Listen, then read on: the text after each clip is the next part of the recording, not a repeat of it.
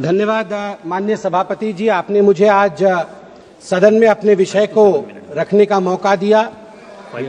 कल मैं सदन में मौजूद था और मैं नेता प्रतिपक्ष को सुन रहा था। नेता प्रतिपक्ष ने कहा कि अगर हम इंडी अलायंस की सरकार बनाते तो हमारा भाषण किस प्रकार का होता, उस भाषण के विषय में आज मैं संबोधन करूंगा। यहां सभी गणमान्य लोग बैठे हुए हैं, हिंदी समझते हैं और हिंदी में एक मुहावरा है, अगर चाची की मूंछ होती तो वो चाचा कहलाती, अगर चाची की मूंछ होती तो वो चाचा कहलाती, अब चाची की मूंछ नहीं है तो वो चाचा नहीं हो सकती। तो ये इंडी अलायंस की सरकार बनेगी और फिर वो भाषण लिखेंगे और वो भाषण हमें सुनाएंगे, यह मौका कभी आने वाला नहीं है।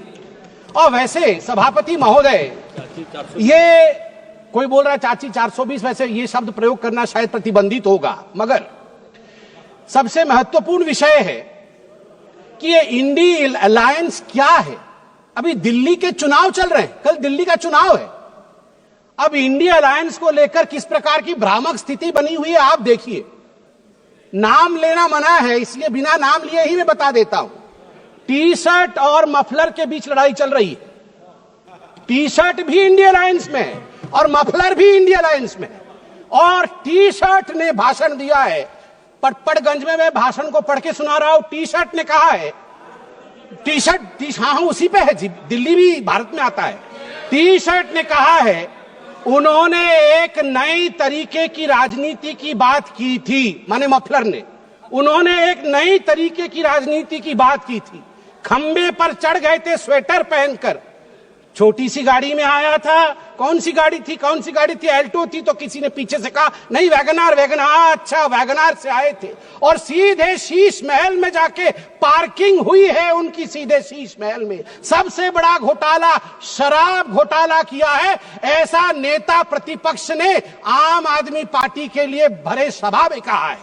और मफलर भी पीछे नहीं हटे हैं, मफलर ने भी अटैक किया है। मफलर ने भी कहा है टी शर्ट को कि टी शर्ट और टी शर्ट के जीजा जी, ये दोनों नेशनल हेराल्ड केस में जेल के अंदर चक्की पीसने चाहिए। ये टी शर्ट और टी शर्ट के जीजा जी बाहर कैसे? मफलर ने कहा है। अब आप बताइए, अगर इंडिया अलायंस के अंदर ये आप इनके रिश्ते को चाइनीज नूडल्स, ये नूडल्स भी इतना कॉम्प्लिकेटेड नहीं है जितना इनके इंडिया अलायंस का रिश्ता कॉम्प्लिकेटेड है। ऐसे में ये सपना देख रहे हैं कि कभी इनकी सरकार बनेगी तो वो भाषण करेंगे। आज चीन के विषय में तो 34 बार चीन का नाम लिया गया। चीन में मैन्युफैक्चरिंग, चीन में प्रोडक्शन, सब कुछ बताया गया। आज मैं हकीकत रखना चाहता हूं। सभापति महोदय, अटल बिहारी वाजपेयी जी की सरकार, मैं कागजात लेके आया हूं मैन्युफैक्चरिंग का।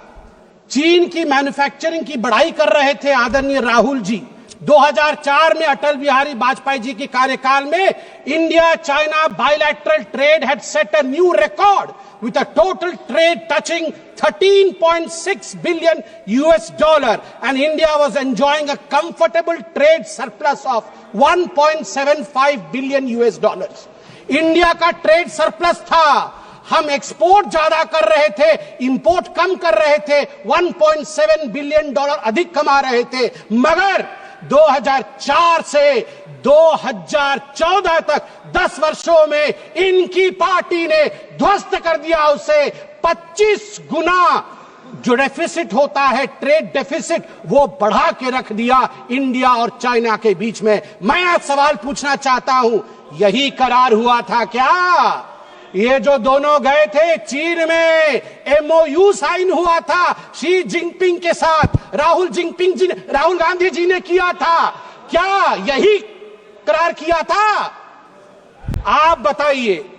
अब अनएम्प्लॉयमेंट के विषय में बातचीत हुई थी। अनएम्प्लॉयमेंट का रिकॉर्ड यहां मैं स्ट्रेट रखना चाहता हूं। RBI, KLEMS, capital, labour, energy, material और सर्विसेज, इसके माध्यम से देश का एम्प्लॉयमेंट निर्धारित होता है। मैं आपको यहां आंकड़े दे दूं। जहां 2004 से 14 के बीच जब यूपीए की सरकार थी तो मात्र 2.9 करोड़ नौकरी दी गई थी, वही मोदी जी के 10 वर्ष के कालखंड में 2014 से 2024 के बीच 17 करोड़ की नौकरी दी गई है। 2.9 करोड़ वर्सेस 17 करोड़। यूपीए की कार्यकाल में एम्प्लॉयमेंट का ग्रोथ रेट मात्र 6% था और वही मोदी जी के कार्यकाल में 10 वर्षों से एम्प्लॉयमेंट का रेट 6% से बढ़ के 36%, 36% हुआ है। और कल राहुल गांधी बोल रहे थे कि यूपीए भी फेल हुई, एनडीए भी फेल हुई। अरे राहुल जी, यूपीए तो फेल हुई, आप फेल हुए मतलब यूपीए, वो आप जो है वो 8 तारीख को फेल होगी। आप तो फेल हुए ही हुए हैं, मगर हम डिस्टिंक्शन के साथ पास हुए हैं, डिस्टिंक्शन के साथ। युवाओं के बारे में राहुल जी बोल रहे थे। इंडिया स्किल रिपोर्ट पढ़िए साहब, India skill report. Youth employment of graduates singularly and drastically increase from 33.95% in 2013 to 54.81% in 2024। ये जंप है, ये छलांग है मोदी जी के अंतर्गत। सभापति महोदय, अधिक समय नहीं लूंगा। मैं आपको 2 और छोटे छोटे विषय हैं, गंभीर विषय है, वो रखना चाहता हूं।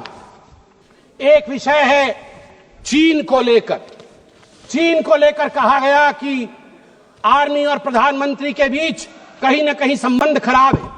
चीन को लेकर कहा गया कि हमारी जमीन हड़प ली चीन ने। 38,000 वर्ग किलोमीटर, 38,000 स्क्वायर किलोमीटर भारतवर्ष का जमीन चचा नेहरू ने चीन को दिया था। और मैं यहां पर ऑन रिकॉर्ड नेहरू जी के भाषण को रख रहा हूं। नेहरू जी ने भाषण देते हुए अक्षय चिन्ह पर जब अटैक हुआ था उनके ऊपर इसी पार्लियामेंट में, तो नेहरू जी ने क्या कहा था, ध्यान से सुनिए नेहरू जी ने क्या कहा था। Not a blade of grass grows there, not a blade of grass grows there, 17,000 feet high, uninhabitable, and we didn't even know where it is। तो हमने दे दिया। तो आप जानते हैं सभापति महोदय, महावीर त्यागी जो खुद कांग्रेस के ही मंत्री थे नेहरू जी के कैबिनेट के, वो खड़े हुए और महावीर त्यागी जी के बाल नहीं थे, उन्होंने अपना सर दिखाया और कहा, Nehru ji, this head, bald head, does not grow any hair. Should I give the head to someone else? Should I give the head to someone else? तो नेहरू जी भी शर्मिंदा हो गए थे, नेहरू जी भी शर्मिंदा हो गए थे। आर्मी, अंत कर रहा हूं साहब, आर्मी ये गंभीर विषय है, मुझे और 2 मिनट दीजिए। आर्मी को लेकर राहुल जी ने कहा कि मोदी जी और आर्मी के बीच खाई है। मैं 2012 के एक आर्टिकल की ओर जो इंडियन एक्सप्रेस में छपा था, आपका ध्यान आकृष्ट करना चाहता हूं। हर किसी को वो आर्टिकल पढ़ना चाहिए। The January night Raisina hill was पुक्ड, 2 key army units moved towards Delhi without notifying government। और इस आर्टिकल में कहा गया है, मनमोहन सिंह जी को और गांधी परिवार को लगा था कि आर्मी तख्ता पलट कर रही है। अंत में द्रौपदी मुर्मू जी जो महामहिम राष्ट्रपति है, वो मेरे राज्य से आती है, वे उड़ीसा से आती है। इसलिए जब उनको पुअर लेडी और पुअर थिंग कहा जाएगा, उड़िया अस्मिता कभी चुप नहीं रहेगा। मैं बोलूंगा, ऐ जगदम्ब मदम्ब कदम्ब हवन प्रिय वासिनी हासरते, शिखरि शिरोमणि तुंग हिमालय शृंग निजालय मध्य गते, मधु मधुरे मधु कैटभ भंजिनी रासरते, जय जय हे महिषासुर मर्दिनी रम्य कपर्दिनी शैलसुते, रम्य कपर्दिनी शैलसुते। भारत की नारी दुर्गा है। और यहां शिव जी की बात राहुल जी करते हैं, आदि देव शिव है, आद्य शक्ति मां दुर्गा है। याद रखिए, हमारी राष्ट्रपति आदिवासी है, आदि काल से जिसके ऊपर जल, जमीन और इस पूरे जंगल का आशीर्वाद हो, उनको बेचारा कहना उचित नहीं है। और याद रखिए, जगन्नाथ जी की भूमि से आती है। द्रौपदी मुर्मू जी जगन्नाथ जी की भक्त है। और जगन्नाथ महाप्रभु जिसके पीछे खड़े हैं वो भक्त कभी बेचारा नहीं हो सकता है। जहां पछारे जगन्नाथ छिड़ा है चंती से राष्ट्रपति केबे भी बेचरा है पारिबो नहीं। आज मु कहबाकू चाहे 4.5 कोटी ओडियां पक्षरे 4.5 कोटी ओडियां मौड़मणि होचंती महाप्रभु जगन्नाथ। महाप्रभु जगन्नाथ भक्त होचंती द्रौपदी मुर्मू। द्रौपदी मुर्मू को बेचरा कहचंती सोनिया गांधी कौन जानती द्रौपदी मुर्मू को विषय रे। सोनिया गांधी विरुद्ध रे प्रिविलेज बसरासु आ सोनिया गांधी क्षमा याचना करंतु। आज 4.5 कोटी ओडिया द्रौपदी मुर्मू पछरे पूरा ठिया होचंती। महाप्रभु जगन्नाथ आशीर्वाद। जय जगन्नाथ।